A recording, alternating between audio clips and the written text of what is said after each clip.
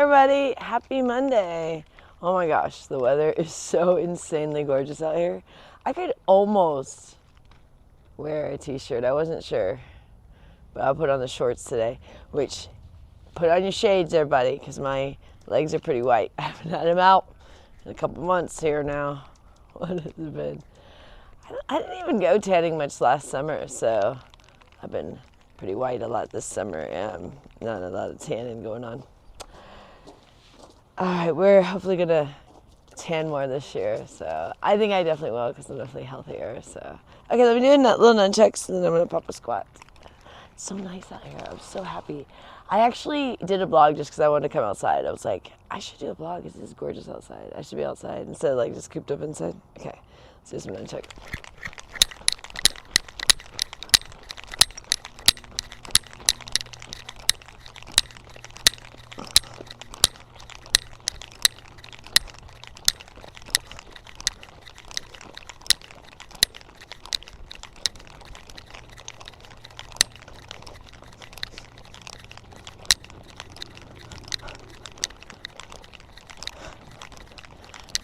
It's good to get out here and just like do a little bit of exercise, you know what I mean? Like I've been pretty lazy. Well, when I'm working, I stay much more active and I've been working a lot, so that's been good. But when I'm not working, a lot of times like when I'm home, since I'm still kind of like in recovery, I'll talk about that in a minute, then I just sleep a lot. And I don't like sleeping that much, so I get a little more active these days.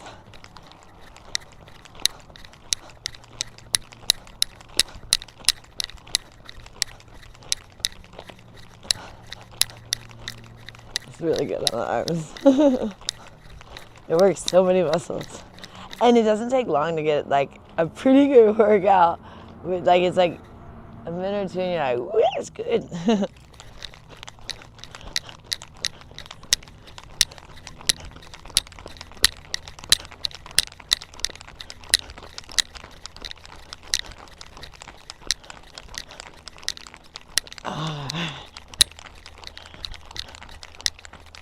For those that were missing my,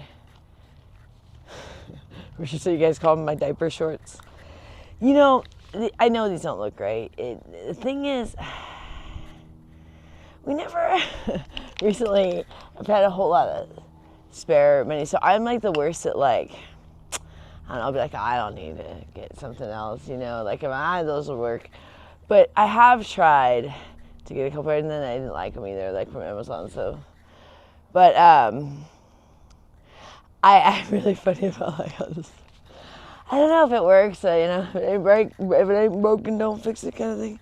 But yeah, I was thinking about saying, I was like, I better invest in a different pair of shorts for the vlogs this year. I'm almost tired of these ones. I think I got these at like either Target or Walmart too. They're pajamas too. They're not even shorts. They're like pajama shorts, you know. But they're the most comfortable thing. And they don't look great, but they look better than some of the other things I have. I don't know much. I don't really like having a lot of clothes. I'm really worried about, well, I don't know if I had it. No, even if I had some money, I wouldn't have a ton of clothes. Okay, I'm going to, maybe a little more of this. No, we're good.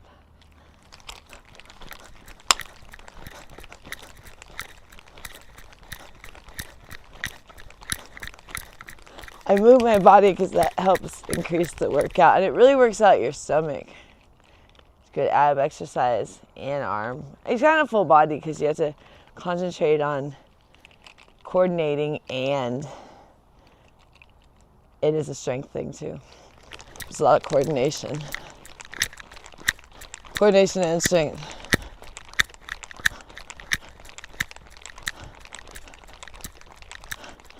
All right, one more swing up here, and then I'm gonna pop a squat with you guys. We're gonna have a chat. Feels good to be out here and moving. I wanted to go for a walk today. Thought I might go later in the neighborhood or something, but right now it was just so beautiful. I thought, let me come out here and do a vlog. Okay. I think Rachel will come out here and kind of move you guys closer, but let me see how far you guys are from my chair. Oh, You're not that far from my chair. Perfect. All right. I'm gonna take a little sip of water here, spring water, and we'll have a little chat. So happy Monday, everybody. So today I finally talked to a couple of people at the meeting about, so I went to my morning meeting, and as you guys have probably figured out, I didn't make it fully the first time at the 30 days here, so I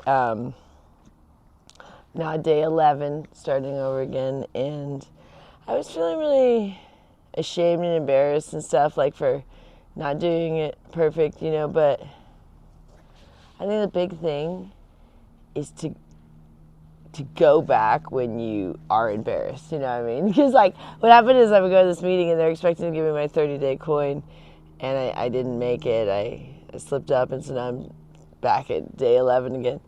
But a couple of them were like, "Oh, haven't you got your 30 days yet?" So I was feeling. Beasley said she loves your sandals. Oh, thank you. You know, I get so many compliments on these sandals. All these older women always come to me and tell me that they were very common in the 70s, like these exact sandals or something. Like, oh my God, I had the exact pair in the 70s. And I'm like, oh, I got them from Amazon, I didn't know. But I guess they're like I've heard that several times from older ladies like in their 70s. And, well, yeah, however old they'd be where they grew up in the 70s. But, anyways, I just felt like today was a really good day of just kind of like opening up. So what happened is, like, I haven't lied to anyone. It's just you have to raise your hand for the first 30 days.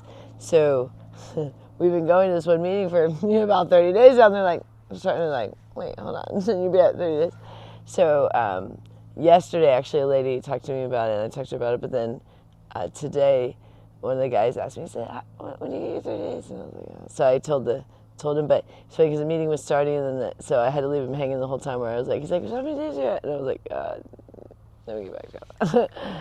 But it felt good today to just be honest and not be embarrassed of like not being perfect, you know. And I know people had seen me fail a lot last year. But this is very different this time, but I can't explain what happened, 11 days ago, but each day I feel stronger. And I don't really like desire the lifestyle of drinking anymore, if that makes sense. You know what I mean? Like I'm getting used to like, oh, it feels good to wake up and feel good. I like sitting out here in the sun and just, I like almost need to put on a short sleeve. This is really nice out here. It's just like enjoying the little things in life, and I'm really kind of like connecting back with God and stuff, which I haven't in a long time. So I was reading my big books. I haven't got very far. I'm like in chapter 4. I'm such a procrastinator with reading, even though I do like reading. It's weird. It's not about the big book. This is the thing with me with reading. It's the weirdest thing. I enjoy reading, but it is the hardest thing to get me to read. I don't know why. And my family are like the biggest readers. Like the bookstore is their favorite place in the whole world. I'm gonna actually have to change my shirt. If Richard could come out here for a minute. Richard, if you're listening at all, I need to come out here for a minute because I'm gonna actually change my shirt. It's actually much too hot to be in a turtleneck out here right now. I didn't know. It's nice. I'm glad that it's. But I don't want to be sitting out here burning up because this is actually too warm. Richard, you coming back here? I'm going to have to change my shirt because I want to now put like on a tank top. This is like warm. Richard, hello. I don't know if he's listening or not. But I had no idea it was going to be this warm out here. I feel very fortunate because I don't know if it's so cold in a lot of places right now, but it's not cold here. I'm going to be laying out pretty soon. Work on my tan. So I was like, I should put it on a tank top right now, work on my tan a little bit. The sun beating down on me. I'm going to grab it real quick. Hold on, you guys. I got really quick. Richard, are you around? Richard! Richard! I gotta change my shirt, guys. I'll be right back. Right back, everybody. Intermission. I gotta change my shirt really quick. This is just too hot. Hold on, I'm in here changing my shirt. Patience, everybody. What happened? I had to change my shirt. It's too hot out there. Oh, really? Yeah, I'm burning up, so I'm gonna go back in. Yeah, I'll go right back out, but I can't still say that. Warm. Okay, guys, I'm coming. Hold on, everybody. Hold on, here I come. Okay. Wait. All right, I'm back. Okay. Yeah, I need to be like in a tank top. Gee Louise. Oh, this one has Casper hair on it. Great. Oh, I forgot my glasses. Where are my glasses? Oh, they're there. It's too bright out here. I'm a mess today. What's going on here, you guys? Okay, here we go. I'm back. Yeah, this is like tank top weather, not turtleneck weather. That's fabulous. I'm very, very happy about that. Okay, so where are we at? Yeah, so I'm feeling very humbled, but very accepted at the same token, if that makes sense. And I love our morning group. We go to the 7 a.m. And I think we're going to start just going to that one because we were going to the 7 a.m. and 8 a.m. But then they were kind of like missing us, like, oh, where are you guys yesterday? And you don't want to, you almost feel bad, like, be like, oh, we were cheating on you guys in another meeting.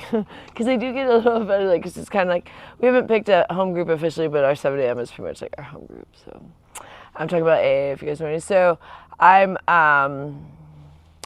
having a really good day. I've had a little bit of ups and downs as far as, like, I have moments where I get like a little bit depressed, and that's been happening, over this, past couple of months, but it gets better each day, like where it's less sprouts of like, so where like I'll like feel down for a minute, but then I kind of like pull myself out of it, but for a while I just couldn't pull myself out of it, and when I was still drinking alcohol, that was making me even more depressed. So I do suffer from depression, and alcohol is not good to add on to that. Like, that actually makes me more depressed. So I'm very happy to be off the alcohol. And I'm just excited about life. It's nice to, like, feel like there's a reason to be alive. Like, even if it's just, like, with alcoholics, to help another alcoholic. And that gives me like inspiration. But so last night, on another topic, I was watching the Grammys. You guys watched that? Oh my gosh, that seemed like to be like one of the worst Grammys. I don't mean to say negative things. I know with AA I'm trying to be positive, but I have to comment on this just a little bit. That was probably one of the most boring Grammys that I've seen. But I did cry at the end when Bad Bunny won the album of the year. Like, he was so sick because he was crying, and it made me cry, and I was like, okay, that made it worth it. And I do love Trevor Noah, the host. But yeah, I was kind of disappointed with Justin Bieber's performance. I feel bad for him. I was thinking, like, I think he's not on drugs, but I think he still drinks, because I see, like, in his photos, like, he always has, like, alcohol in his hands, like, like he'll be drinking with his buddy's beers or whatever. But he just seems very, very sad and unhappy, and it's kind of like how I felt all last year. It's like this year, like, I'm really kind of coming out of that funk, but it's hard because, like, you get yourself like in a really negative mindset. Like, I was just like even Rachel will be like, oh, why are you upset today? And I was like, I don't know, it's depressed. He's like, because he'll just know, he's like, what's your problem? Because I was like a grump, and I was feeling depressed today. Then he just leave me alone for a minute, because everything I'm pain in the ass about, being negative about, and I was feeling that way 24/7, but now, like, it's less and less and less and less and less time, and I just like being positive more and more. But yeah, when I watch the award shows, I can see the artists that are sober and the artists that are not, and the biggest thing is, like, usually, like, the people smiling or not. Like, it's funny, like, you know, people might fake smile, but like that genuine smile, you know, like it's like usually sobriety, because it's weird. Like I know when I was drinking, like I was rarely ever smiling. Like Richard would try to give me a smile, and I'd be like, no, I want to smile if I'm told to smile. You know, I just like didn't have it into me to smile sometimes, you know, but I don't know. Once I was in that like grump state. So yeah, it just feels good. It feels good to change our life. Like we're really, like everyone in the house is getting healthier too, like less sugar in the house, like um, no alcohol. But Gloria, you know, was doing way too much sugar for her diabetes, and that was very detrimental for her health. So, uh, you know, when I was so in my own head, I don't pay attention to what's going on around the house. And, you know, poor Gloria was consuming all the sugar. We didn't notice, you know, she was slipping in everywhere. And so she just kept passing out like at like 2 p.m., 3 p.m. every day. And like, we'd be like worried about her. So she's been doing really good the last couple of days. She's really cut back on her sugar. And she went back to him. She had stopped going to the gym for a minute because she just wasn't feeling good. She was like sleeping so much. We were all sleeping a lot. So I was coming off the alcohol, you know, all of December and struggling with it. And then January, I did most of January, but I slipped up one day. And now today is day 11 again for the restart. And I want to stay this way. I don't want to ever start again. So I know that's what everyone says, but that's all you can hope for. You know, have today, and hope I stay sober today, and it's 24 hours, you know. So, and I know I will stay sober today. So.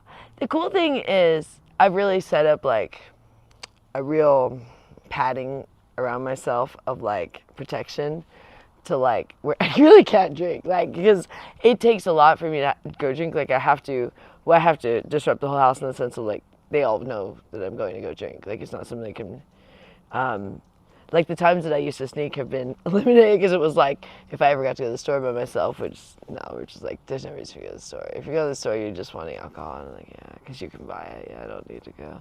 So now I have no opportunity to like buy it anytime, because I don't go in stores like at all. Like I don't go to the gas station, I don't go in grocery stores, like I don't go in any establishment that I can buy alcohol. And it's, and if I do happen to like it with work, I don't like I don't bring any way with money, and then when I get money, I, you know, like Richard knows exactly the amount, and so then like, you know, like he would know if I bought alcohol. So I set it up this way as a protection for myself, because I can't trust myself. So basically my husband's kind of babysitting me a little bit right now, and it's very helpful, because I don't know if I could do it. Well, I don't think I could, even because even as much as I want to stop and everything, it's like it is such a powerful addiction for me in the beginning. So I'm so thankful. You know, as you get further in your sobriety, it becomes less of a like, you know, so strong. So I feel fortunate that I was in a situation where I could avoid it, you know, and that's what I had to avoid New York. I didn't think I could do it. So I feel really good about taking the right steps now and cutting out any spots where I could sneak alcohol. Like I told Richard all the ways that I was sneaking alcohol, so now he's alerted to those ways, and now I've cut out all of my means to get it, you know, in any way but myself. Like I did it for myself, and it's good, but without someone like a spouse or a partner, or I don't know, maybe a parent or someone, I don't know, it's hard to always keep that accountability for yourself. So I feel fortunate, but let me see what else. What's going on? What was I thinking about? I was gonna tell you guys something, but I forgot. Yeah, I just really, I feel like the more you get away from the lifestyle of like alcohol or, you know, using of any sort of like, you know, an addiction, then you really just realize like how much you were missing in life, you know? And at first it's hard because you think there's nothing to do. You know, when you first get sober, you're like, because all you want to do is drink or whatever vices. And then me, like, that's the only thing that sounds fun when in the early days, you know? And then it's hard to like, does that sound fun? No, that doesn't fun. No, that doesn't fun. But once you get further away from it, then you realize like there's so much stuff that you were missing out on, and there's so many fun things to do.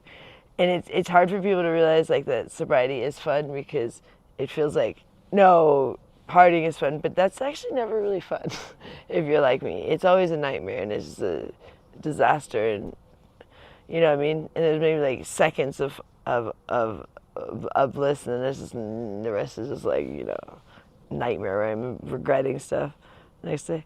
So it feels good just like feeling good every day, and not worrying about like who I offended the day before, or how I'm gonna look in the morning. And so the more I'm like getting healthy, the more I'm like, this is so much nicer. I don't know how I ever started drinking again. Like, how did I get down that train? And I'm such an alcoholic that once I got on that train, it was tough to get off, and I'm still struggling like with like, you know what I mean? Like I said, I'm only day 11 now, but it is an upward battle for me, but I'm not gonna give in. I have to do this for myself and my family, and for my health and for my sanity, and because I want to, you know. And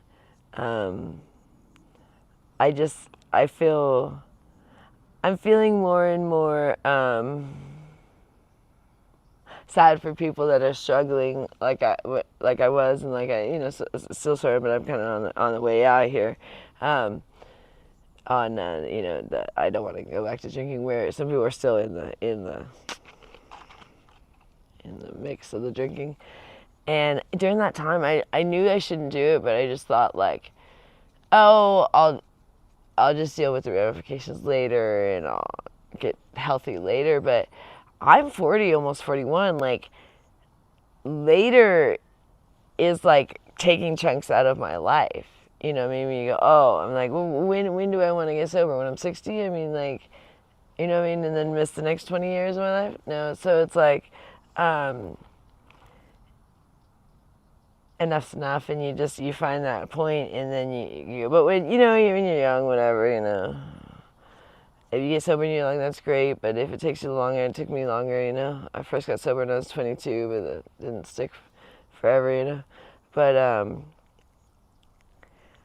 the older you get, the more you feel the ramifications when you drink, and those things just get old, you know. Like, it's just like, do I want to feel like this every single day? Like, I got tired of like the shaky hands and the muscle spasms and stuff like from the withdrawals. And I was like, why am I doing this to myself? And the puffy face and swollen eyes and the you know, terrible bowel problems and things. Just like horrible stuff. My stomach would always hurt too. And it's like, why am I putting up with this? And then it's the worst thing for me too. So I'm putting up with all this awful stuff, and it's, you know, so it just feels good now to be kind of like, because me and Rich knew that we would get on the other side of it, but you can go down fast and think that you're gonna get out quicker, and then, you know, so be careful. But I appreciate everyone on here that's been supportive, and the people that told me a long time ago to go to AA, not AAA.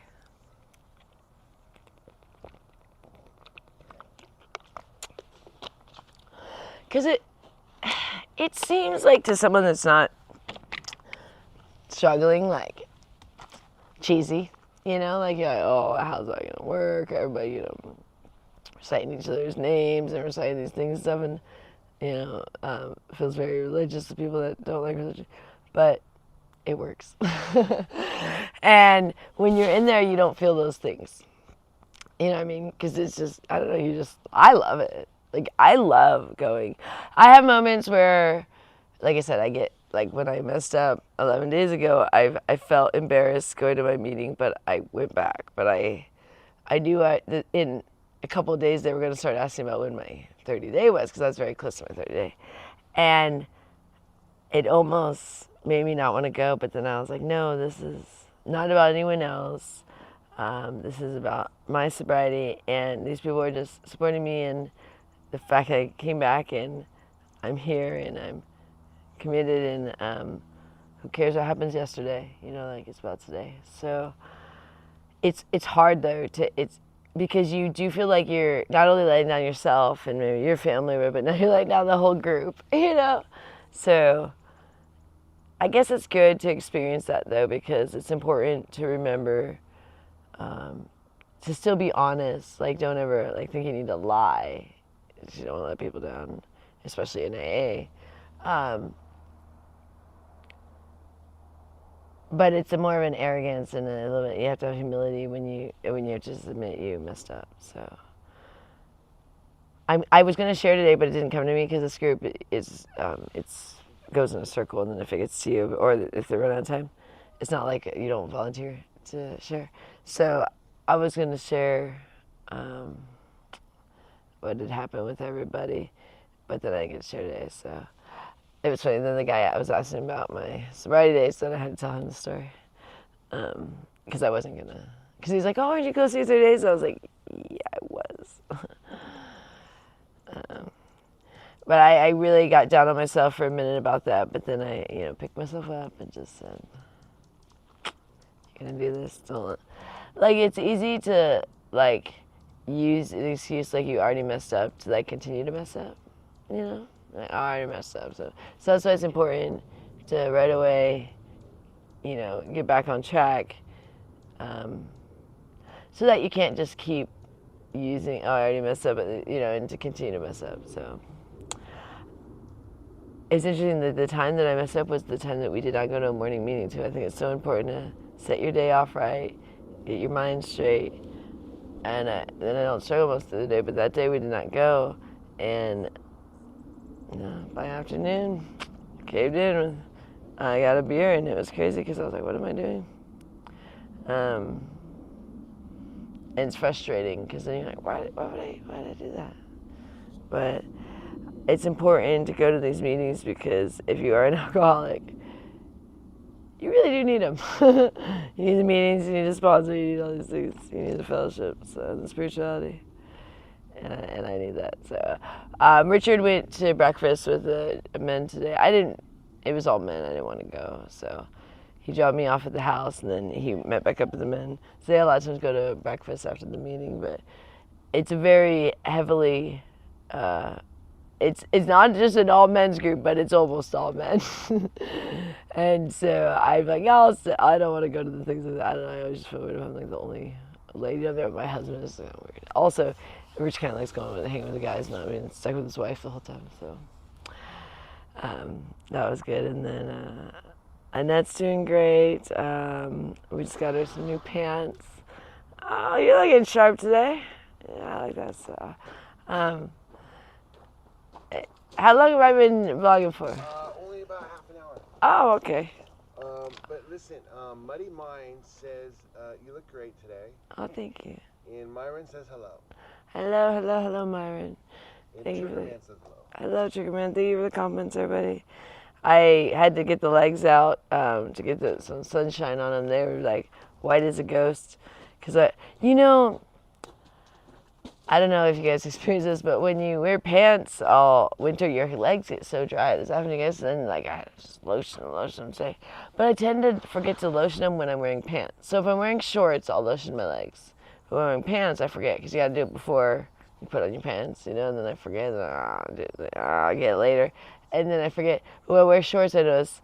So my legs are so much healthier when I regularly wear shorts, which is nice in Vegas, because the weather, often you can wear shorts. But when I live in places like New York, my legs just got so dry because I forget to lotion if I'm wearing pants, which is probably almost more important to lotion when you're wearing pants because they're just stuck under the pants. Give give him some attention there. But so it felt good today to pull out the legs out of the pants and give him some sun on them. It does it is much healthier, or much easier to stay healthy in Vegas because of the sun in a weird way. I don't know if it's a weird thing. I mean, I think that's a common thing, but I thought Vegas would be a hard place to stay sober because, a lot of people drink here, but something about the weather here for me and Rich, this has always been the place that we got sober. Like, we would start drinking somewhere else and then sober up in Vegas. So, like, the first time we had drank in Portland and Panama, and then we sobered up in Vegas, and then after going to New York, actually, we did start, but New York, what happened is we got into bad eating habits really, really bad there, where we were eating super healthy when we first got to New York, and then like 6 months into it, we just started eating like all the, the junk food that they have there, because Richard was like drooling for like he's a big pastry guy, so he was like taking photos and videos of like these pastry shops, and one day he came in, he had some pizza, and then he had, I think he had some cake the first thing, and then we kind of just never got back on track because we were living in hotels, so our food was just, we weren't doing our, protein. And it wasn't long after getting back from New York that then alcohol came back into play. So it's like, I feel like with me, when I'm unhealthy, like, it can start with something a little bit not as unhealthy, but ultimately the little things for me can start to lead to very destructive things, because I know in my mind which things are good for me. Of like, okay, I'm not gonna tell you like, you guys, what's good for you or what's not. I'm saying, in your personal life which things you can eat and can't eat, in the sense of like, some things might give you, digestive issues, some things you might be allergic to, whatever it may be. So this makes me feel good, this doesn't. Everyone's different. But when I am eating the things that I know are unhealthy, like where I know this is super detrimental, or when I'm drinking alcohol, which I know is super detrimental, like, it's very hard for me because I do know the right thing. You know what I mean? Like, when I was younger, I didn't realize how detrimental it was, so I'd be like, nah, whatever, you only live once. But now I'm like, every time I go to eat like a ton of sugar, I think about, what it's doing to my teeth, with the alcohol, I think about what it's doing to my insides and everything in my brain. And it's very hard to want to continue, but then what happens is it's a slippery slope. So as you let one thing in, you're like, oh, this isn't so bad, but each thing kind of gets at you, because you're like, I shouldn't be doing this, I shouldn't be doing this, I shouldn't be doing this. And then with me, then it finally leads to alcohol, where I'm like, forget it, just because alcohol to me is like pretty much the worst thing I could do to my body. So it's like, well, if I'm already being unhealthy, then sure, I might as well throw in the alcohol on top of it. Whereas when I want to be healthy, like, none of those things make sense. Like the really high sugar or the alcohol. It's like, because I know how detrimental that can be. I mean, I see what the sugar does to Gloria in high doses with her diabetes, and it's much harder, I guess, in sense, to enjoy the bliss. So this entire like last year that I was in and out of the alcohol and eating really bad food, there was never that much enjoyment. Does that make sense? Like, it'd be like, oh, this is great, but deep down I'm like, but this is horrible for me. And so it did already kind of like, I already was a little bit, in a sense, ruined from really having a great time, which I'm glad about, because when I was young, I was so ignorant, and ignorance is bliss. Like, oh, you knew alcohol was bad, but not like to the level I know now. You know what I mean? Like, I just thought it was like, oh, you get a hangover or something, you know what I mean? You don't feel good the next day, and, like, nothing like what I know it does to my body now. And so something about being in the sun, I think, like, it invigorates a sense of like wanting to be healthy, which, so even if you're in Vegas and you're being unhealthy, like, there's something about the sun here, like, it's weird. That's why I think people do like coming here even though they're drinking, because it's something that, like, I don't know, the sun just makes it better. And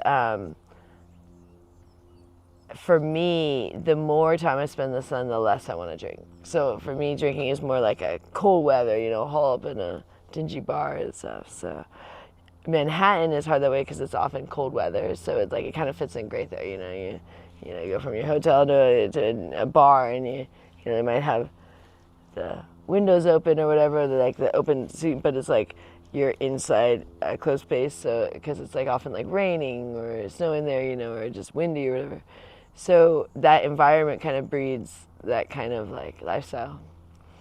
Where Vegas, even though people come here and like party like crazy, but it's funny how the sun really can invigorate you in a positive way of like wanting to be healthy. So that's what we've always experienced from the times that where we did start to struggle with alcohol. It was Vegas that brought us back on our feet again.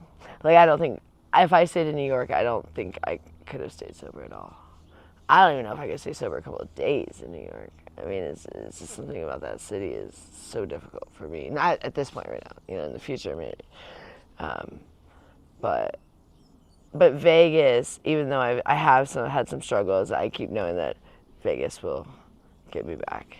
And I feel really good right now. So, and I'm feeling really positive about it, like getting warm. So then, like, because last summer I feel like I kind of missed the entire like kind of laying out. We only have so many pool passes because Gloria and Annette have the there's only 2 cards for the pool per household.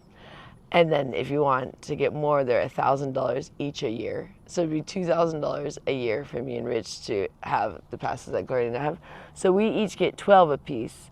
But I didn't even use it last year because I didn't even go to the pool enough because I was often recovering or I didn't feel comfortable with my body. Because the thing with me, it wasn't that I was anyway fat. I was never, but when I drink, my body loses all its tone and shape, It just goes more to like a blob, so it's like not something you feel as proud of to like get in your bikini on, or something like that, because you just feel more self-conscious. And so that didn't help. So, and then often I just wasn't feeling well, and so this year I'm looking forward to already like getting back to the pool more, and even just like laying in our backyard. We have some chairs back here where we can just like lay out too. But I didn't even do that much because I just didn't like getting outside and laying out. Like that's something like when I am drinking, like I don't like going outside. It's almost like, oh, outside is going to make me want to be healthy. I don't want that whole inside. So that's why it's been important with my sobriety to like keep going outside, like sitting out here. That's why I like doing these blogs out here. Sitting out here, I think it's important. And why I wanted to change my shirt is I wanted to really enjoy this moment of sitting in the sun, not in like a turtleneck, because this is a very beautiful moment right now, especially because, it's been a long time since I felt this level of peace, and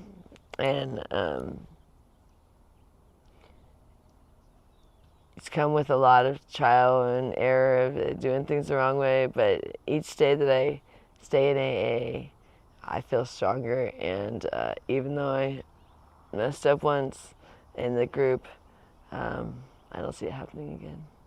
Because I don't know, I just have a newfound love for sobriety. Like it makes me happy to be sober. It's not like a chore. It's not like I'm forced to be sober. Like I want to be sober now.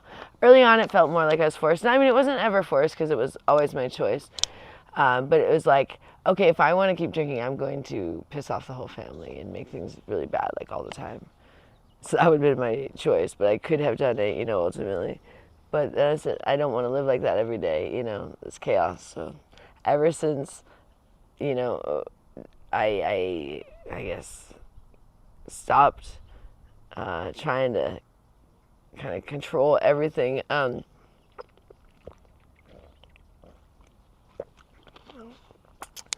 And just admit I have a problem, and go to the group, then it's been so much better. So I really enjoy going to meetings. I love my 7 a.m. meeting. I almost didn't want to get up this morning because I was really tired. I didn't feel well last night. I've had moments where I feel good and then I don't feel so well. Like I said, I have my ups and downs, but still my health, because I did quite a bit of havoc to myself over the last year. But overall, in my brain, I feel very happy every day. Like I said, I struggle a little bit with depression. I have these little bouts where I get really moody and then I get over it. It's not even like a whole day thing. Usually, it's just like I don't know, but that's getting better too. But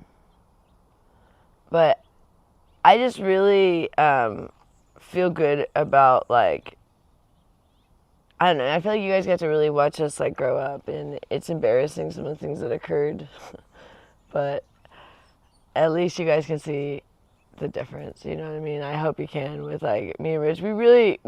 I hope you don't ever see us like yelling or arguing or anything like that. Because that's just not what we want to do anymore. I mean, we really want to be positive. We really want our channel, and I don't care if it's not as popular.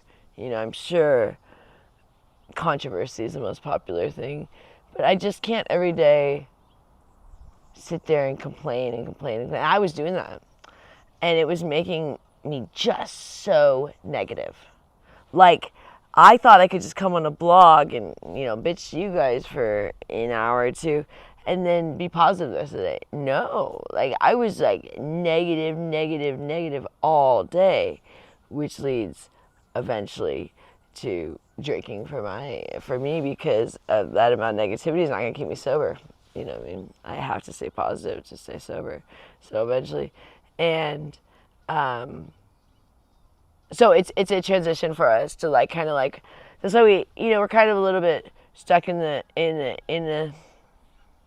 quandrum, I guess it's called, is that the right word, of where to go with the channel, of like, because we want to make sure it's still interesting. But right now, like, I am just so focused on, like, sobriety. It won't probably forever be all that, but it's hard for me to kind of like even think about a whole lot of other stuff right now. Like, that's like what I'm focusing on is my sobriety. So, and this channel has like changed so many different times of like, what is this channel about? Is this about sobriety? Is it about addiction? Is it about, schizophrenic disorders? And I don't know, it's all those things and none of those things. It's like, it's just an evolving thing. And, we never really had like a real set plan or like purpose for the channel. It just kind of kept evolving, but people kept thinking it was this, that, or the other, but we just kind of wanted to just show our lives and show Annette's progress and show the progress of the house, which is slow. I mean, we don't have a lot of money, so everything is just slow. And I didn't have a lot of time when I was traveling a lot, and then when I was struggling with alcohol, you have a lot less time. You spend too much time being drunk. Now I'm starting to like clean more things that like Richard cleaned those things. We got like things that we just didn't even think about getting to, like in the kitchen. Like, they were just like, we were just putting up with like certain things because they were just the way Gloria had it, and we just, a lot of things we changed, some things we just never changed. And then we're like, oh dear, it's now we're really starting to get the house better, and it feels good. But when you're in an addiction, you usually are not paying fully attention to everything going on around you, and things just kind of like fall by the wayside. And a lot of the things were, it does cost money, but some of them were easier to fix than we thought. Like, we finally got the showers fixed, which was so wonderful. So nice. We had to use pliers to start the shower in the morning for like 2 years. We finally got that fixed, so it has a nozzle in there, and Nanette's shower's a fix where she doesn't, she can adjust the temperature on her own. You don't have to have Richard do it. Little things like that, but those things are not super cheap. They're a couple $100s to get those things done. So, and then each thing, we got the dishwasher and all these little things that Richard's been getting more and more things for the house. Like, he got tons of dishes when we first got the dishwasher. I said, we don't have enough dishes to have a dishwasher because we didn't. I was like, the reason why I can't use dishwasher because we have like 3 bowls and then we use them, or like, we had like 3 plates where we had very limited. So he got like tons of dishes. So now we run the dishwasher every night, and we have like dishes, and we have tons of utensils, and we got new bins for the utensils, and they're just coming together. But when the focus was chasing me around town or worrying about me when I was in New York for when I wasn't here, like, Richard has to handle everything when I'm in New York, so it's hard to do the extra. Then a lot of the more things were not getting done. That's why everyone was getting on our case. But I was dealing with a lot this last year in the sense of, self-induced, but still, I was doing the best I could considering couldn't stay sober. That I would I could stay sober for X amount of days, remember, but that was not like how I feel now. So when I was staying sober for those X amount of days, I think I stayed sober for like 45 days during that one of those times, probably the most I did during that whole year. But the whole time I kept thinking I was going to drink. So that was just me just basically counting down the days, ooh, how many days till I get to drink, not fully, not like fully consciously, but like subconsciously kind of because I knew I was going to drink. Where now this is like a commitment for life, and it feels much better. And that did not feel good, because it was always like, when am I going to drink? When am I not going to drink? It was the stress of it. Now I'm just like, abstinence. There you go. From alcohol, best way. And I do recommend that people, if you're struggling, because it's just, Richard always says to me, is there anything good that alcohol brought to you, where it made your life better? No. Not oh, because I drank this wonderful outcome came out. No, that's never happened. It's just the complete opposite. And that's a good way to think of it. And then this one guy at the one of these, I think I mentioned this maybe yesterday or the day before. This one guy mentioned that a good way to test if you are an alcoholic is, can you for 30 days only drink 2 beers each day, but you have to drink the 2 beers. You can't drink more, you can't drink less. So you have to sit through the torture of drinking 2 beers, but no more for 30 days. Most alcoholics would say, no, they cannot do that. I can't do that. That would be absolute torture, for one thing. Every day after the second beer would be torture. Because it'd be great for the first 2, and then after that, I wait till tomorrow? No, this is horrible. No, I don't want to do this game anymore. It's and I was like, that's a really good test. Because usually you have the how many times a week do you drink? How often do you drink? I'm like, that's a really good one. Because, I couldn't do that. That would be just straight up Chinese torture, with the water. Drop it on your head. Give me 2 every day, but that's it.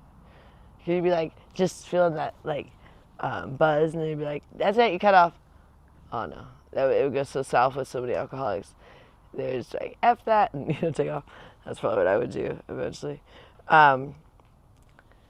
But I thought, that's a really pretty solid way to look at it. It's if you can do that, then you might not be an alcoholic.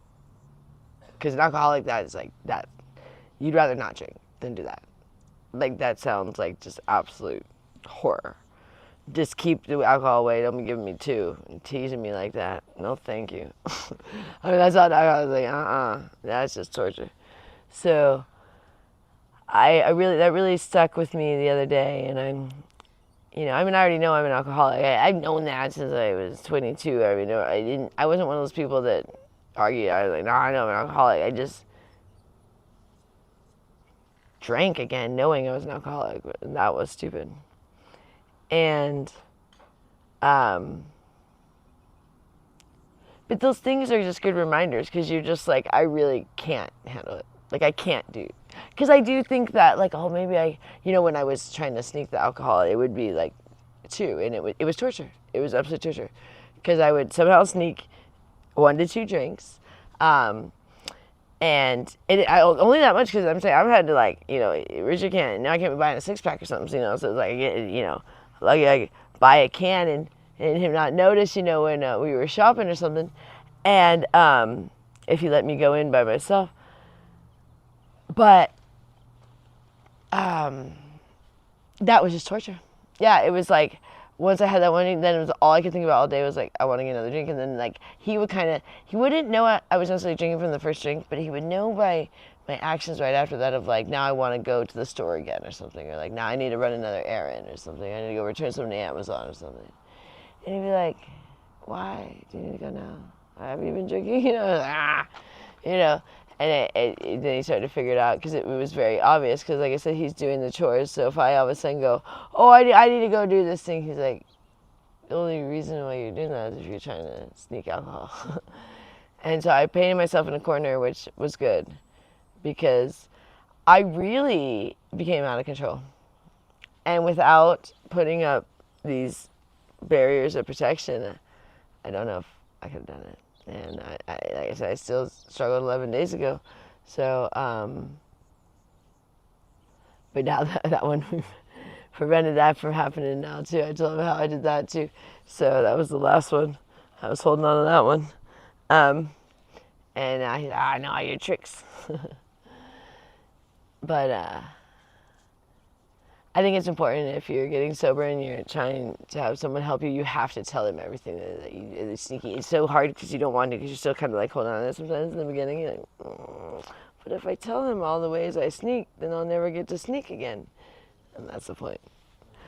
Because it's pretty obvious once you've told someone, and then you really can't get around it. I mean, you're like, you really paint yourself in a corner. Like I was like, once I told him, like, you know, don't let me go into the store. And so he won't. I told him, I said, don't let me go in a store. No matter what a stupid excuse I make up, don't let me go in a store until I tell you, like, it's, you know, safe enough. It's been, you know, several months or whatever. I said, just don't let me go in there, and if I go, you gotta go with me. If it's a store that they sell alcohol. And so then he'll throw that back, you know, where I'll say, oh, I need to go to the store. Well, I need to go with you. I'm like, oh, let me go by myself. You know, and he's like, well, why do you need to go by yourself? You know, so it's like so obvious. You know, like, you know what I mean? So it's really good if you can do that with someone around you to paint yourself in a corner if you're struggling. And you're going to hate it at first as you're still struggling, but that's how you get over it. Does that make sense? Like those first couple of days, every time when I have to wait not go at the first like 3 days, I probably couldn't even keep those 3 days if it wasn't for like, in those 3 days, Richard is like, really, like, you're not getting out of my sight, basically. And it irritates me, but it's what I needed and it's what I requested. But when you are an addict, you like are mad at like the thing that you had set up for yourself for protection, you know? But it really, really is beneficial. And so you just gotta sit through that. I had several days I was like angry at him for helping me, you know, and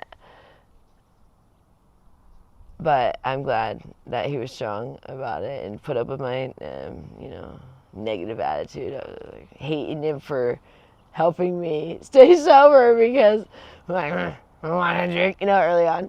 And then you're like, but I asked him to help me.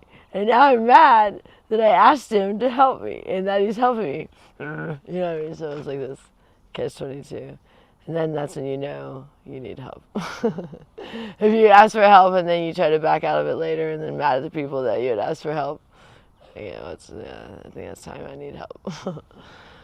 But that was causing a lot. That was going on for, you know, all this time that I've been struggling with it when I wasn't going to AA.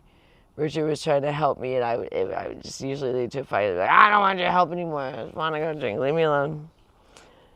But now, there's so many, like, I feel like there's so many, like, accountability things for me right now. Because I have you guys, which I know I've failed with you guys many times, but I know that you guys are being supportive this time around. I know you do see a change. I know I slipped up 11 days ago, but I hope you guys know that I'm very serious about this. And I'm very disappointed in myself. And it's a long story. I don't want to get in there with everybody, but yeah, I'm mad at myself. But I picked up where I left off, and I'm day 11 now, and I'm not going to let it get me down. And I'm not going to live in the past. I'm going to live in the present, you know. Right now, that's all we have is today. And I do feel that it's working. Does that make sense? Like, I feel that, like, my life is changing for the better. And I know that it's due to God and going to AA because it's getting the spirituality there. And I don't take that for granted. Like, I'm very aware of what's going on right now, of, like, a positivity, like, moving through our lives. And it's pretty profound. And if you ignore that, it's pretty disrespectful in a sense, even to God and to, you know, anybody that's trying to help you.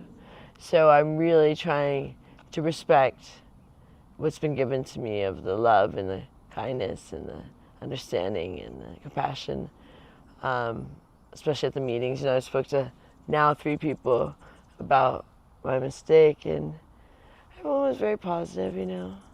You feel embarrassed because you feel that they don't think you're going to do it, you know. Rightfully so, but I think it's all within your own self. You just have to know, and you know when you're going to do it, you know. And that's how I feel right now. Like, I just really, every day I'm treasuring getting my life back. You know, because me and Richard were sober for many years, where we just had a lot of fun. I mean, we weren't going to AA, so we didn't really have the spirituality there, but we were just enjoying life, you know, positive, having a good time. And then this is all kind of pre-pandemic.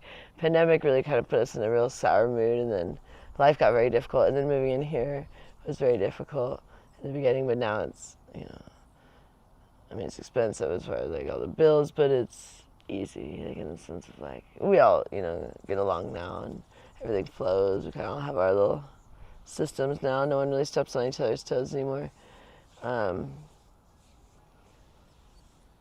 But it was a long transition, and I'm embarrassed of a lot of things I did in the last couple of years, especially in the last year.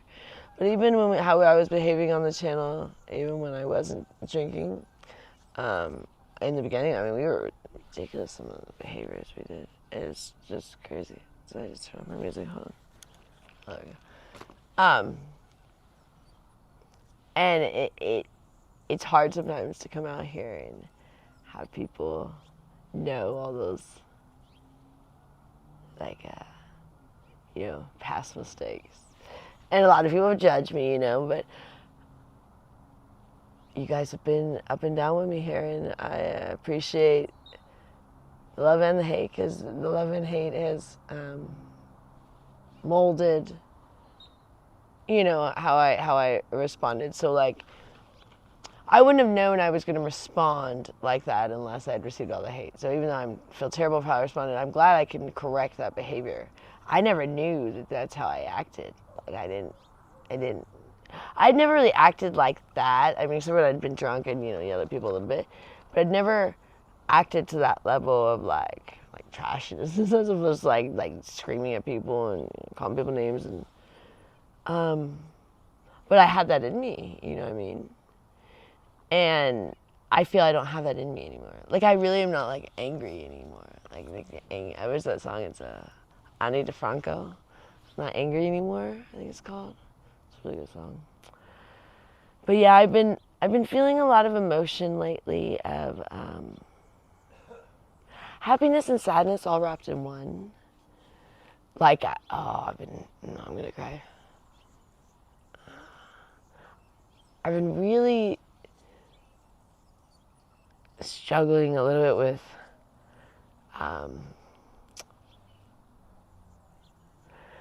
not having parents, I guess. And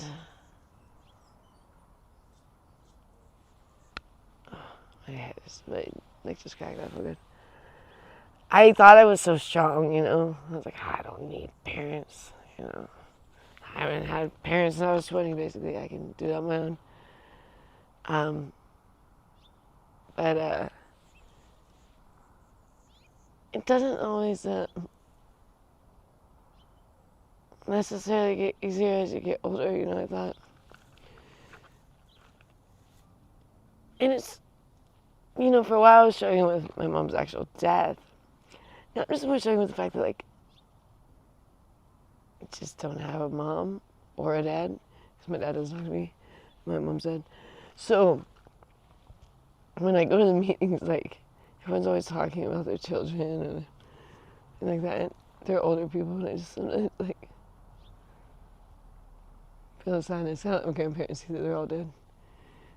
And so it's kind of like, we just said, well, if anyone needs a meeting, it's you, because you don't really, I mean, I have now my family here, but Gloria is not really someone you can go to chat about a lot of stuff. I do once in a while with her, but it's a little difficult. So I think it's really important because I am really like connecting with the older people. I think because, you know, I don't have parents or grandparents, and it's kind of nice going to the meeting, but it's hard because, like, I was talking to one lady and she was saying something really funny in the beginning. I was chatting with her. She was an older lady, real nice. And all of a sudden she just said something. Oh, she said, "I love your pearls." She said, you know, I gave mine to my daughter,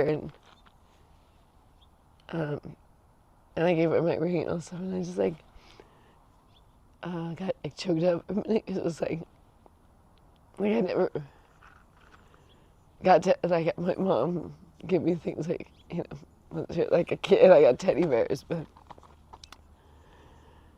I don't have anything of hers. So it's kind of like, I think it's good that I'm going to these meetings because think about it, I couldn't stay sober, so I'm just very sad. A lot, you know. Because I did, like, you know, there's people that are like orphans, and not that that's better, but might have been that way their whole life, you know? Like, I had a family, and now they're all gone. And it's hard sometimes, you know? Because, I mean, you're supposed to receive the most amount of love from your own family, right? And if your own family rejects you or is dead, it's hard to, like, care about yourself, you know? So it's like having the purpose of being here and taking care of the family is very good for me because I don't have a lot of, like, care for myself because I'm like, whatever, you know, because why? You know, because I don't have kids, I don't have family. But, you know, being married into this family, now I care about them, and that's given me enough reason to, like, you know, keep going, want to be healthy, and want to care about myself, and want to do the right thing. And that's what some people don't understand, like, our family is strange, and our relationship is strange, but it's what I've always needed because I needed someone that needed me to care about myself where it was important, you know what I mean? Where it's not like, oh, you can just do whatever you want. You know, we had those moments where, early on, where it's kind of how it was, but pretty soon Rich, you know, told me I needed to stop drinking even early on when we first got together. Even though I had said, don't tell me I ever stop drinking, but then, you know, I realized I needed to. This was in, like, 2013. And I did stop for many, many years. But I needed someone that was cared enough for me to care about myself. But, like, people go, oh, why didn't Rich just work all the time? That wouldn't have worked for me because I couldn't just be at home alone. I would have just been one of those, like, alcoholics all day or something, like, drinking all day while my husband works. And I probably would have died because I drink a lot when I drink, and I get very, very ill. And if I had stayed drinking, you know, for the 12 years we've been married, the 14 years we've been together, I probably would not be alive if I had not had breaks because I drink so heavily. And so I needed, like a reason, like, to get up in the morning. So, like, sometimes I'll bitch about my job or something. That's usually just when I'm drinking because I just am, like, I don't know. Like, I just hate everything when I'm drinking. Like, I hate myself. I hate life. I hate everyone. I'm yelling at everyone for no reason. And then when I get sober, like, I'm like, I actually kind of love everybody. Yeah, I love life. But I have that overwhelming sadness that comes over me. And lately, I've been really struggling with the kind of realizing that I don't have parents. Like, I know like I haven't had parents in all this time. Like my dad, for about a couple years after my mom died, we were still in contact, but it's been bad ever since my mom died. And now it's no contact. But it's kind of just like, as I'm 40, being like, wow. So I really like that I'm going to these meetings where there's all these older people, that just want to share their love with people, and it's like something I actually need from like the older. I mean, like, I'm like, why am I so drawn to all? Our meeting is a lot of older people, but I'm more drawn to like the older ladies than the ones my age, and even the men too. But the men, that always feels a little more safer than someone your age, but I think it's because I am like missing that like parent and grandparent like aspect of my life. And Gloria does the best she can to kind of be her, but she's not much of a parent. That's why it's difficult. But neither is my dad, so but then you gotta let those things go, is what I'm realizing. Not hold things against people, but it is really hard because I am very upset with my dad. Because I don't know how I know I've went off my dad, but it's because he deserves it at the time, but he doesn't think he did. So all he said, you lash out at me. Which I was drunk, so I was being very mean, but most of the stuff I was saying at that time, there was a lot of truth to it, and he didn't like it. But I have to just let that go. It's kind of like move on, and I think that's where a lot of my anger with God came out, because my parents were super religious, and I grew up like super religious. And then my mom, the way she died, and then my dad, the way he handles everything. He's an alcoholic too, so I think that's how he rejects me. I think he just drinks. He's had moments that he was sober, but he doesn't go to AA or anything, so I'm sure he's drinking again, because his family are all alcoholics. But I think that's how he shuts me out. I think he just drinks every night and just forgets he has a daughter or something. I don't know. Because me and my dad used to be very close. What I was saying is, I had a feeling that we were extremely close. Like, up until my mom died. My parents had gotten divorced, but it was like an extremely close family. Like, my mom called me every day, wrote me every day, emailed me every day, texted me every day, when texts started. Sent me packages every day when I was in the military. So she died. Every day. Like, usually just letters, but like something would come in the mail. Mom, I was saying every day. But like all this, and then it went to nothing, So it was just, that's where I struggled all those years, because I couldn't handle the difference, Like, I'm not saying I had it worse than other people, I'm sure. But I think there's some people that are more attached than others, and those people know what I'm talking about. Where other people are like, whatever, it didn't affect me that much, I lost a loved one. But, like, my mom was my best friend, and so I've been really struggling all these years of just, like, not wanting to kind of, like, I don't know, just absorb all that. Well, that's what I'm saying, even all these years later, I cry at the thought of, like, not having parents. And it's been 20 years, so it's still very tender to me.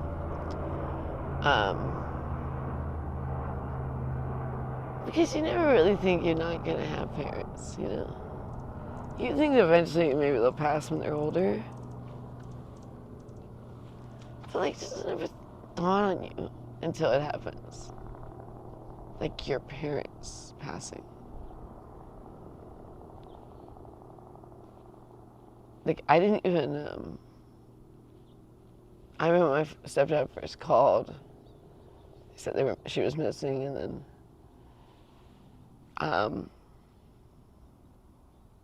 he called the next time, and he said, we found her. It was the next day, it was on Saturday. He called on Friday, and he called on Saturday. And I just never, ever, ever came across my mind the next thing he was going to say. Like, he was just like, oh, okay, is she okay? Like, it was, like, it just, I don't know. Even though I knew the circumstances of the scenario, but when she had left, no, you know. And I remember my stepdad just, it was one of the worst things I've ever heard, and it just rings in my head. But he said, no, Joy, she's dead. And it was after that, like, nothing's ever been the same. But I hate to, it's a hard thing to describe as like, as much as I miss her, I'm also happy that I got to experience that level of love and loss. Because I didn't realize how much I loved her until I lost her. You know what I mean? I always knew I loved my mom, but, and as horrible as it feels when you go through it, I don't think ignorance is always the best way to go about. You know what I mean? Where it's great if you haven't had to experience loss, but if you often will judge others if you haven't experienced, and I was still judging people even after experiencing loss, but now I'm realizing, what was I thinking, you know? One thing you don't know what anyone's going through in their current day. I remember the day my mom died. My face was just like, for one thing, I literally sobbed for 4 hours before I could speak. My roommate didn't know what was going on because I drove in the car. I couldn't see because my eyes were so wide. I felt like I needed windshield wipers. But I got home, and I run up the stairs. I was sober. I wasn't, I was intoxicated. I was just in shock. I was like, but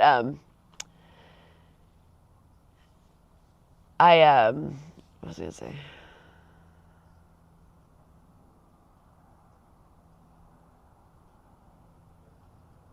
I don't know what I was gonna say, but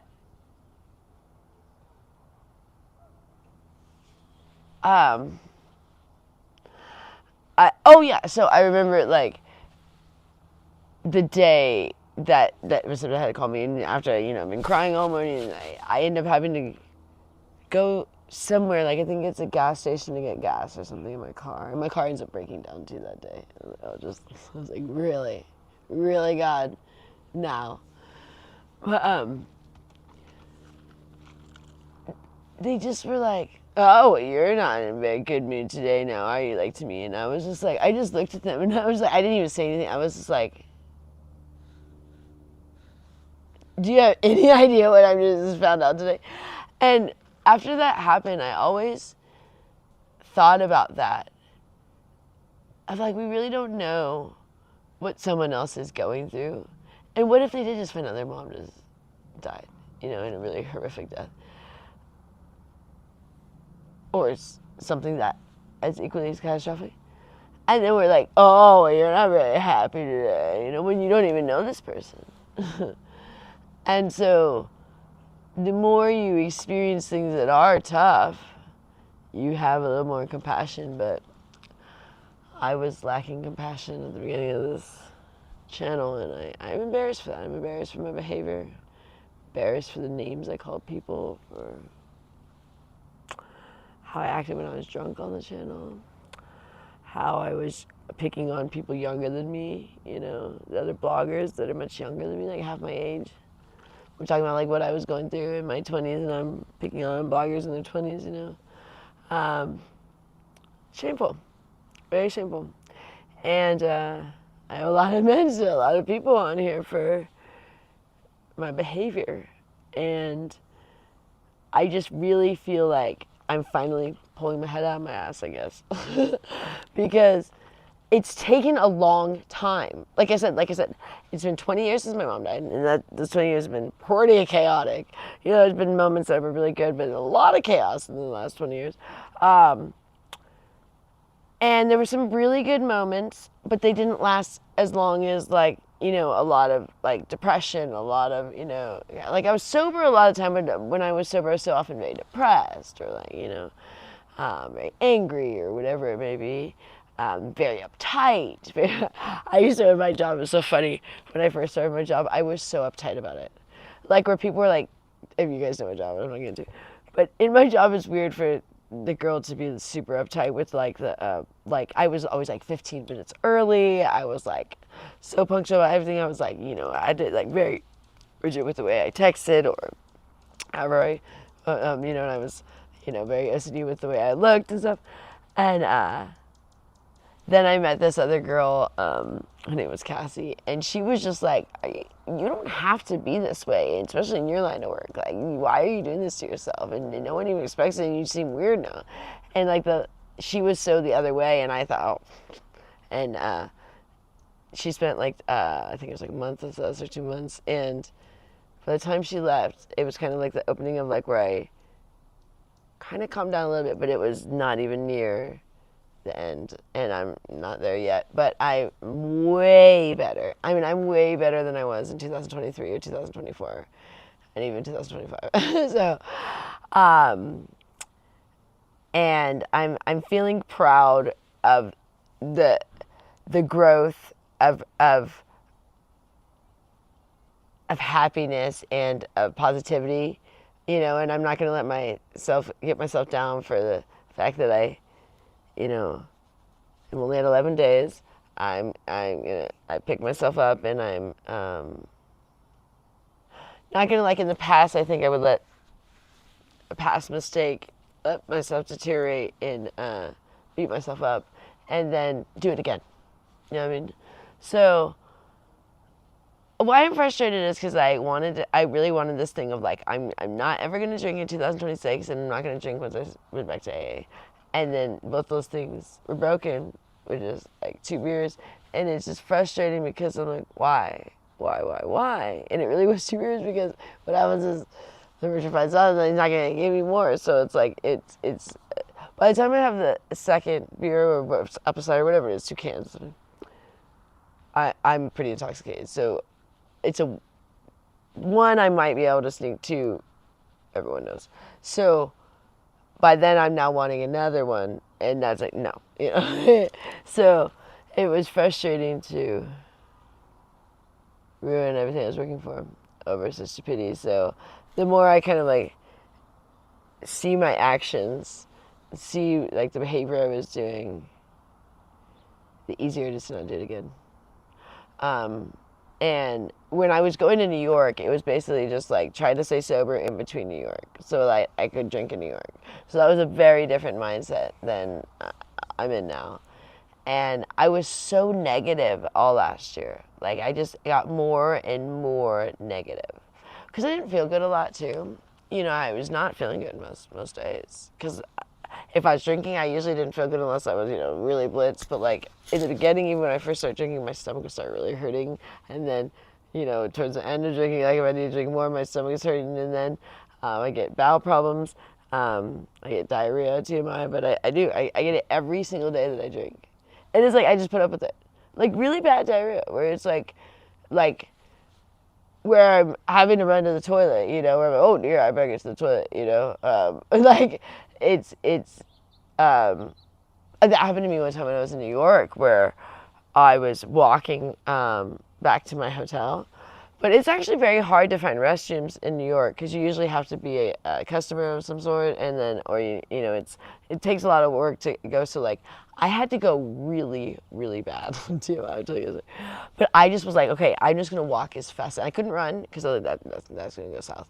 So I'm like, I was trying to walk as fast as I could, and it was cold. And I'm like walking, and I was like, I feel like if I stop and the place doesn't have a toilet, it's gonna be bad news. Like I'm not gonna be able to make it. So I'm just gonna walk as fast as I can to my hotel. But I had like a lot of blocks to go, like 10 more to go, and I was like, all right. And I was like that only happens when I'm drinking. And I mean, I was drinking during this time, and I'm like, I don't normally have where I have to like run to the bathroom. I'm like about to like poop my pants, you know. And I almost didn't make it. And then the elevator took forever, and I was like, oh dear, this is not good. Doing the dance.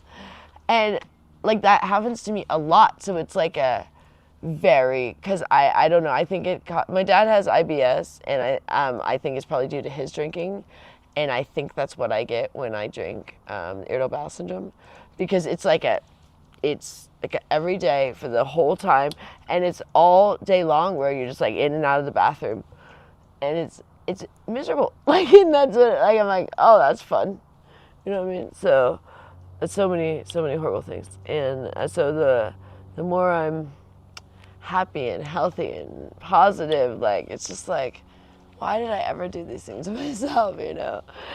And still a little too sunny. I really want to not have my sunglasses on. Sometimes feels nice.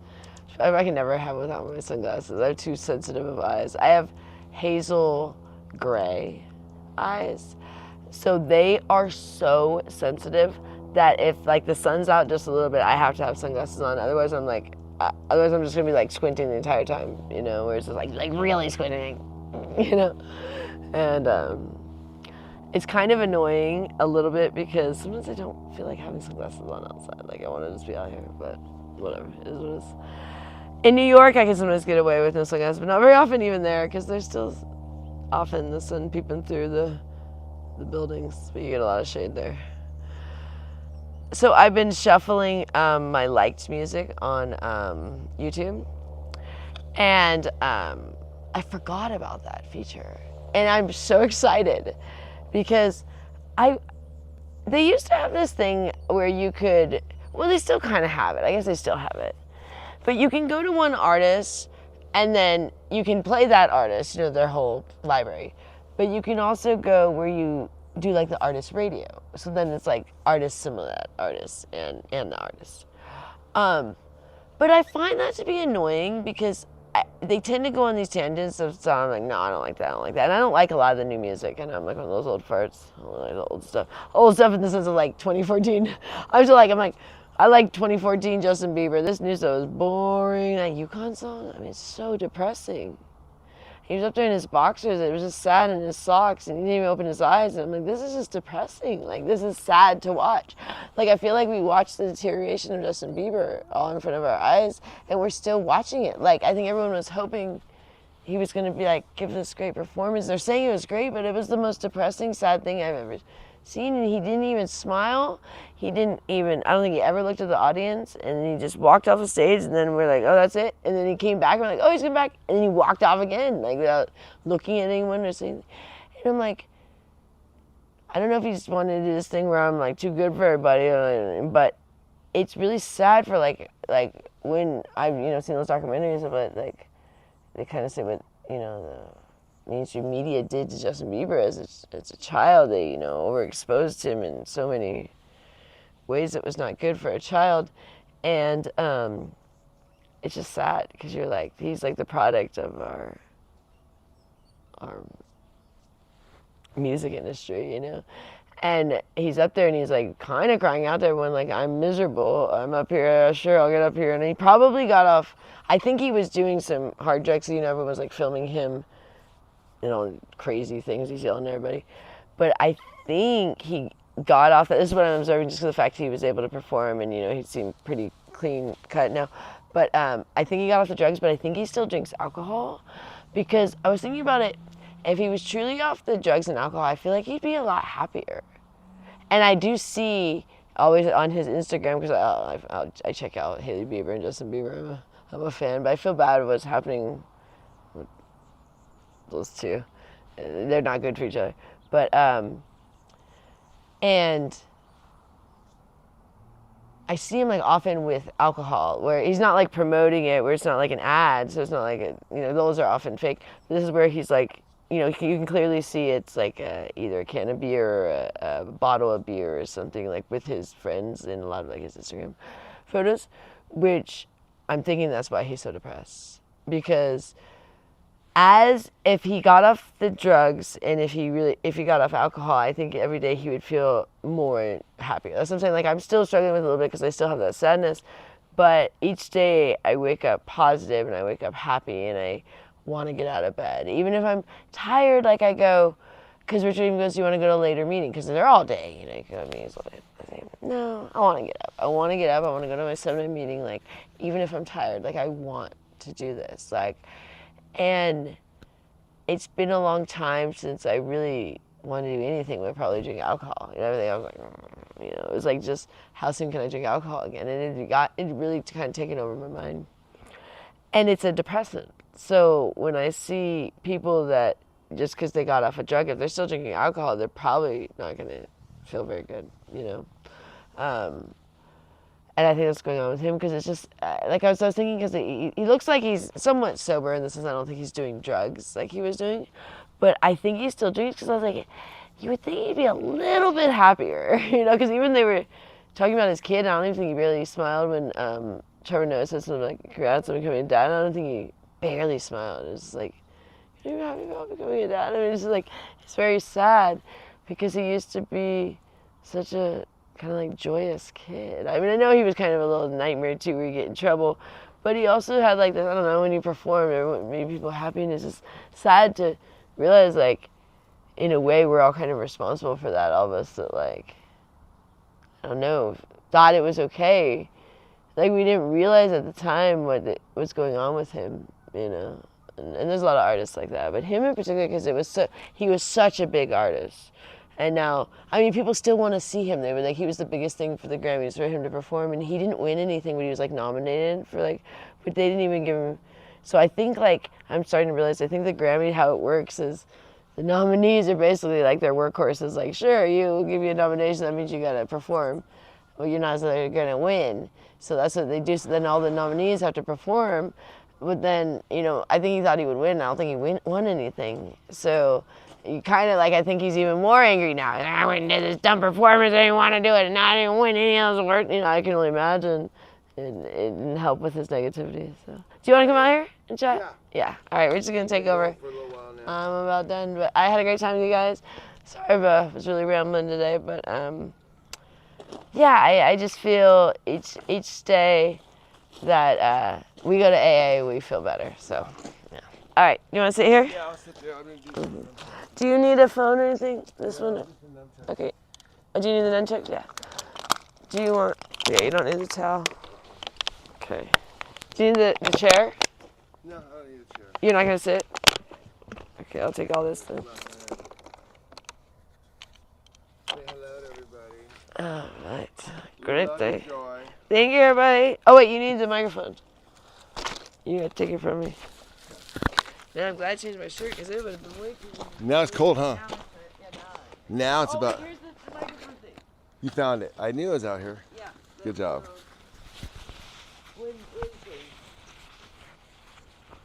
Good job. All right. What's up?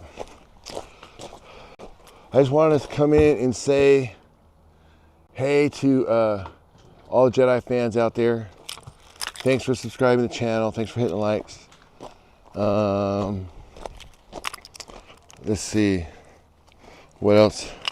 Do you guys see the awards ceremony? Yo, hey, Trigger Man. You guys see the awards ceremony last night at all? Hey, Just John, what's going on? What's up with the suite? Hey, Seawag. Well, you know, hey, man, listen. America's in trouble. We gotta start dressing up a little better. I mean, I'm starting. You know, I start locally, starting right here. Do what I can do.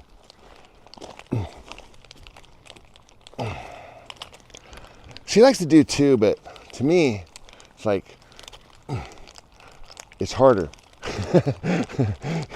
it's harder to do too. Oh, look. Yo, hey God, Jesus, Holy Spirit, what's going on? Everybody? Right on, right on, right on. Okay. This is great for my triceps, my whatever. Did you guys ever figure out what these are? Deltoids? Is that what they call these?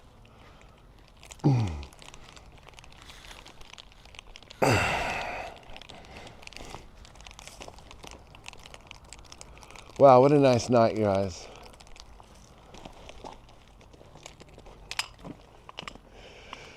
Hey, Trigger Man. Oh yeah, you like my positive attitude? Yeah, man. It's all about, I'm tired of hearing about the problems. I think the universe corrected it. You know what I'm saying? It's gonna correct itself. So now that it's kind of, for a minute there, it's going crazy, bro. You have to admit, right? Like every day, you're like, what? What? You can't tell me you honestly wanted to go live in the Arctic. You're like, what? So anyways, things calm down after a while. Hello. Hey, sorry about that. I don't know if the other phone overheated or what exactly happened, but it shut off. That I know. Okay, so what were we talking about? Oh yeah, we were talking about the state of affairs. Yeah, I mean, can you guys hear me? Yo, Triggerman, you hear me? Okay. Yeah, state of affairs. Listen, all the shit you guys have been going up and down and arguing about and getting in fights about and families have been, storming out at Thanksgiving over. None of it has directly affected me, other than the price of my groceries have gone up. But honestly, they haven't gone up that much because we've always bought organics. And weirdly, all the other groceries have gone up, but organics have stayed about, they've gone up a little bit, but not nearly as much as everything else. So it tells me is that, see, we were already paying the real price of food. I think there is some subsidies or something. I don't know. I don't want to get into the compliment. Also, yeah, we're so screwed, and how's that going to affect your daily life? I'm just out of curious. Do you own oil rigs? Do you work for an oil company? And even if you did, would it even affect you? Because you still get a paycheck. No, man, this doesn't affect you at all. Like, whether they get it or not, or they move there or not, isn't going to change your day-to-day at all. Oh my God. Oh my gosh, they're over there. Somebody else has got it. Yeah, that might bug some people, but it's not going to affect your life. Now, on this occasion, 5 years ago, hey. Objection, calls for hearsay. Overruled. Utterance in furtherance of the conspiracy. Okay. Want to put some of their own money in the show. I have a little bit of messed up. Get into the soup over here. When the narcotics were delivered, did Mr. Forrester say anything to you? He was nervous, shaking. I think this jerk doesn't know cocaine from shoe polish.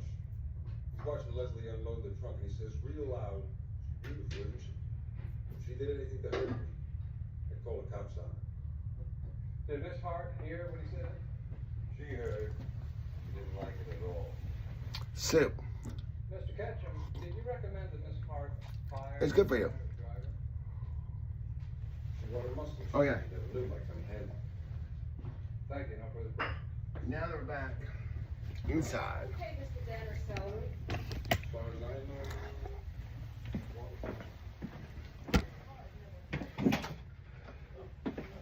know. You plug this one in over there. Okay. Oh, thanks. Oh, it ran out of batteries is what happened on this one. Yeah, this one ran out of battery over here, guys. Is what apparently happened.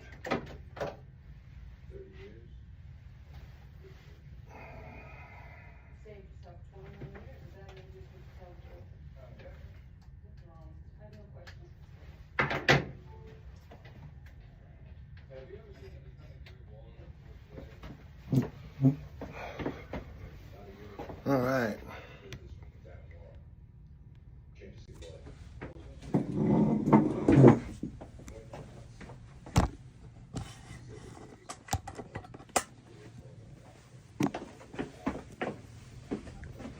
We'll roll it this way.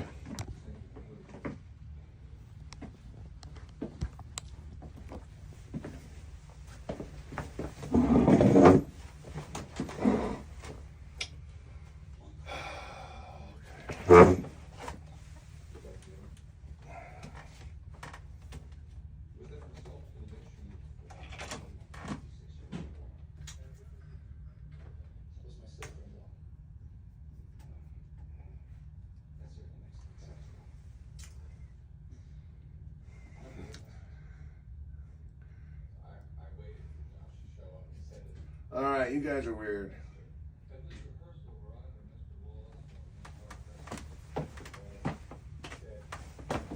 Okay.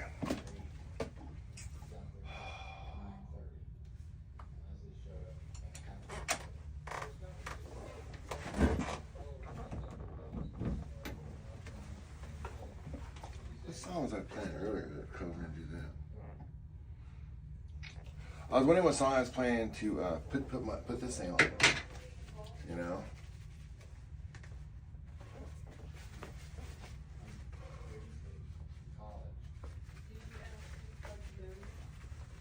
Hey guys, hit the likes, hit the likes, hit the likes. Thank you for joining the stream all day. It's really bitching.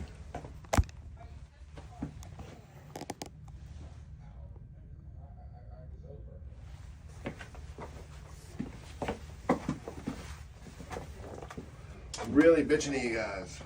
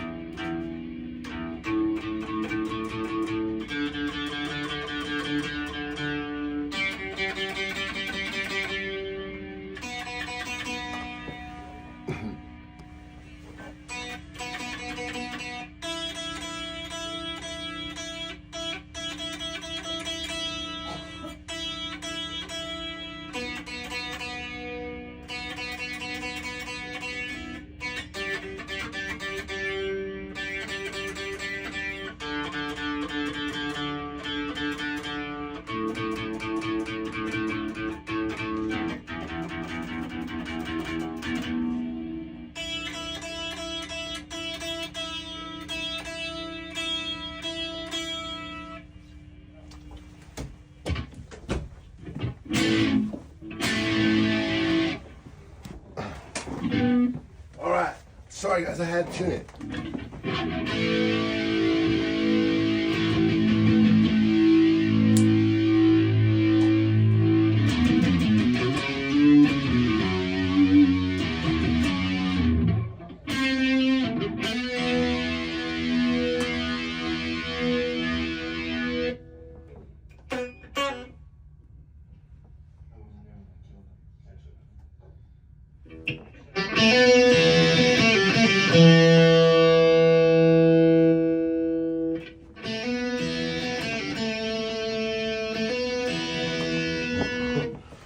Why are you guys looking at my back?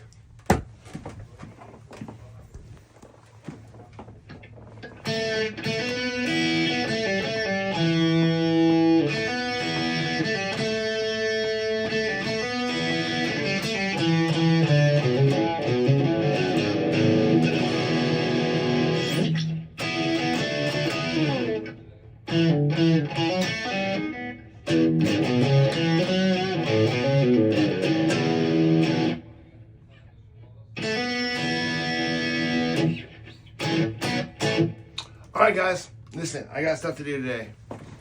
I have fun. Hope you guys have a great evening, great Monday night. We will be back probably tomorrow. Thanks for watching. Hit the like and subscribe.